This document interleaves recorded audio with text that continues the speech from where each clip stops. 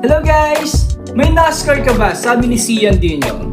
Bro, sa personal na collection ko, wala akong mga NASCAR. Pero nung nililinis ko tong kwarto para gawing diecast room, nakita ko to. 124 scale ng Racing Champion. So ito, ipinadala to sa anak ko nung mga around 2 years old siya, galing States. Kasama ng mga 164 scale na nai-content ko na last time. So yan. Racing Champion yung brand niya, 124 scale. Open natin guys. So ito siya. Mint pa yung condition niya kasi now lang siya nailabas sa box. Yan.